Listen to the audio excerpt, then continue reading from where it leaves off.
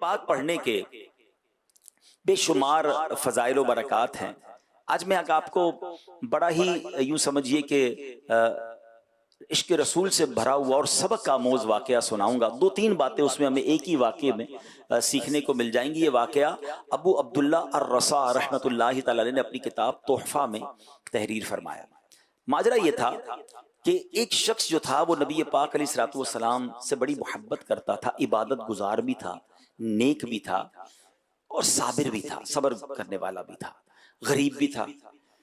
एक दिन रात को उसकी आंख खुली तो उसने देखा कि बच्चे रो रहे हैं। बच्चों से पूछा, मेरे बच्चों क्यों रो रहे हो?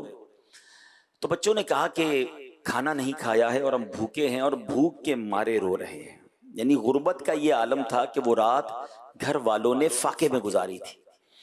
मगर इश्क़ रसूल का आलम देखें, अल्लाह पर भरोसे का आलम देखें कि उसने शिकवा शिकायत शुरू नहीं कर दी, बाहर निकलकर हाथ फैलाना शुरू नहीं किया।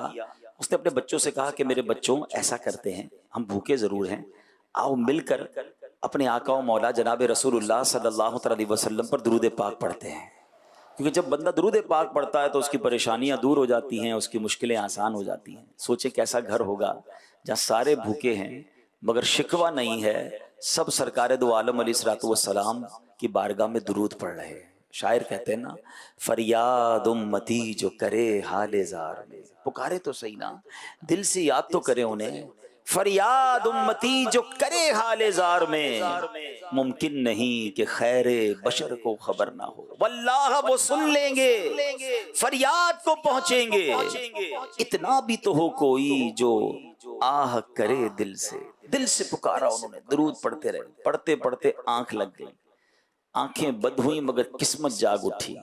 ख्वाब में सरकार दो आलम सल्लल्लाहु अलैहि वसल्लम की ज़ियारत हुई और आका अलैहिस्सलातु वस्सलाम ने फरमाया कि फला फला शख्स के पास जाओ, उसको कहना कि जो तुम्हें अल्लाह ने माल दिया है उसमें से मेरी मदद करो, और सुनो हमारे नबी अलैहिस्सलाम ने तुम्हें सलाम कहा और फरमाया जो तुम्हारे लिए दुआ थी ना वो कबूल हो गई है। ये शख्स उठा और उठने के बाद जब उसने नाम पर गौर किया तो पता चला वो तो हमारे इलाके का बहुत मालदार शख्स है, मगर वो तो मुसलमान नहीं है, मजूसी है। मजूसी कहते हैं आग की पूजा करने वाले को, कहते वो तो आग के पुजारी है, मेरे नबी अलैहिस्सलाम उसके पास क्यों भेजेंगे, और अपना सलाम भी दे रहे हैं। टेंशन के, ऐसा हो नहीं सकता, लगता मैंने सही नहीं सुना, फिर सो गया। अब ख्वाब में फिर नबी पाक अलैहिस्सलाम तशरीफ लाए, दोबारा यही हुक्म दिया कि उसी के पास जाओ, मेरा सलाम भी देना, कहना तुम्हारे बारे में दुआ कबूल हो गई है, और कहना अल्लाह ने जो माल दिया उसमें से मेरी मदद करो। अब उठने के बाद सोचने लगा कि रिवायतों में यही आता है कि जिसने सरकार दो आलम अलैहिस्सलाम को ख्वाब में देखा उसने प्यारे आका ही को ख्वाब में देखा। नबी पाक की शक्ल में शैतान नहीं आ सकता। तो अब ये चला गया उस मजूसी के पास। वो मजूसी अपने कारोबारी लोगों के साथ बैठा था, बहुत बड़ा उसका महल था, बड़ा बिजनेस था उसका। उसने जाकर कहा कि मुझे आपसे बात करनी है, कुछ पैगाम देना है। तो कहा कहो, का नहीं अकेले में देना है। वो अकेले में बैठ गया, कहा मैं मुसलमान हूं और हमारे आका हमारे नबी आखिरी नबी सल्लल्लाहु अलैहि वसल्लम ने आपको सलाम दिया है और फरमाया है कि तुम्हारे बारे में जो दुआ है वो कबूल हो गई है, और मैं गरीब हूं, परेशान हूं। नबी पाक ने यह भी फरमाया कि आप मेरी मदद करेंगे। मजूसी कहता तुम मुझे जानते हो, मैं तो मुसलमान नहीं हूं, मैं तो तुम्हारे नबी को अपना नबी भी नहीं मानता हूं, मेरे बारे में ऐसा कैसे हो सकता है, मेरे बारे में कैसे ऐसे सलाम आ सकता है। तो वो कहता है मैंने ख्वाब में यही देखा है और मेरे आका अलैहिस्सलाम ने तुम्हारे बारे में ही फरमाया। अच्छा, वो मजूसी कहता है फिर चलो मेरे साथ। हाथ पकड़ा, अंदर कमरे में ले गए। कमरे में जाकर कहता है मुझे कलमा पढ़ाओ, मैं कलमा पढ़कर मुसलमान होता हूं। कलमा पढ़ा, अशहदु अल्ला इलाहा इल्लल्लाहु वहदहु ला शरीका लहु व अशहदु अन्ना मुहम्मदन अब्दुहु व रसूलुहु। फिर उसने क्या किया, अपने बच्चों को बुलाया, अपनी बेटी और अपने बेटे को बुलाया। कहता है देखो मैं मुसलमान हो गया हूं, अगर तुम कलमा पढ़ते हो तो ठीक है, वरना तुम्हारा मेरा रिश्ता खत्म। बच्चे कहते हैं बाबा जान आप मुसलमान हो गए तो ठीक है, फिर हम भी मुसलमान होते। कलमा पढ़ के बच्चे मुसलमान हो गए। अब वो नीचे उतरा, कारोबारी लोग बैठे थे, सबको कहता है सुनो मैं मुसलमान हो गया हूं, तुम में से जो मुसलमान होता है उसका मेरा जो भी लेन देन है मेरी तरफ से माफ।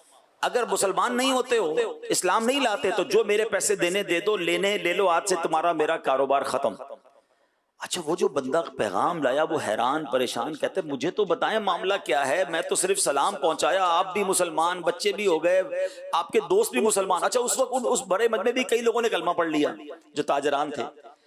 वो कहता है मैं तुम्हें माजरा सुनाता हूँ, बात क्या है। कहता बात यह है कि जो मेरे बेटा और बेटी से तुम्हारी मुलाकात हुई ना, जो भी मुसलमान हुए हैं, हम मजूसी थे और मजूसियों के मजहब में बेटे और बेटी की शादी यानी भाई बहन की शादी हो सकती है। मैंने पिछले ही हफ्ते अपने बेटे और बेटी की शादी बड़ी धूमधाम से की, पूरे शहर को बुलाया, तरह तरह के खाने पकाए। जब शादी से फारिग हुआ और अपने कमरे में लेटा तो मुझे अपने घर के बराबर के घर से रोने की आवाज आई।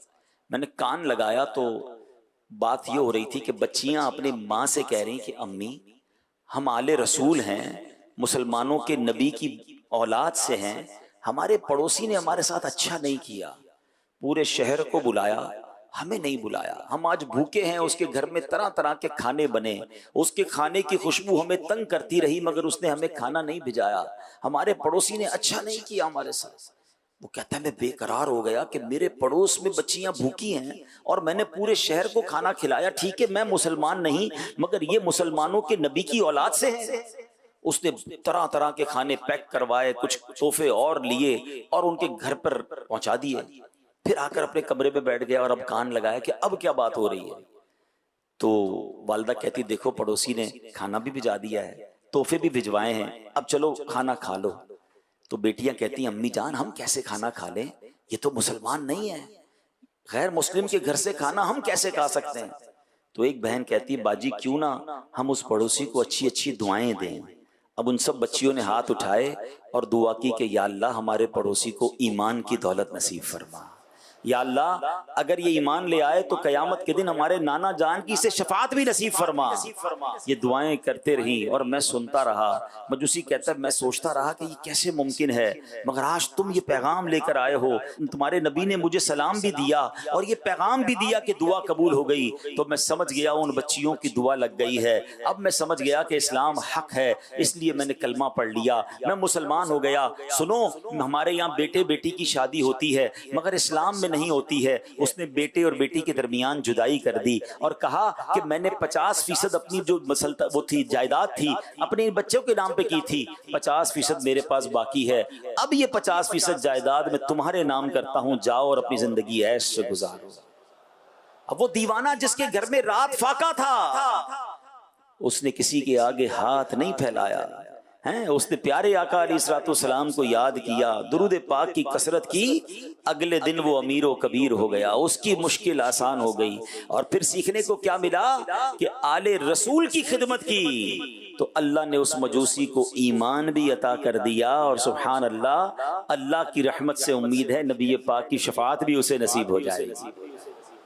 प्यारे इस्लामी भाइयों, हम भी परेशानियों में आ जाते हैं, जिंदगी में हमें भी मुश्किलें आ जाती हैं, बाज़ औक़ात पैसों की कमी, बाज़ औक़ात कारोबार की मुश्किल, बाज़ औक़ात फैमिली प्रॉब्लम। किसी से बात ना किया करें, किसी के आगे हमें जिक्र नहीं करना। कुछ छोटी छोटी बातों पर लोगों से मांगने निकल पड़ते हैं, खुददारी ये नहीं है। हैं अल्लाह से दुआ किया करो कि या अल्लाह सारी जिंदगी देने वाला बनाना, कभी मांगने वाला ना बनाना। और कभी नौबत आ जाए ना तो किसी के आगे हाथ नहीं फैलाना है। जिंदगी का ये उसूल बना, मुश्किल है अल्लाह की बारगाह में अर्ज करें, नबी पाक अलैहिस्सलाम की बारगाह में फरियाद करें, इंशाअल्लाह वहां से करम होगा, निगाह रहमत होगी। हमारा यही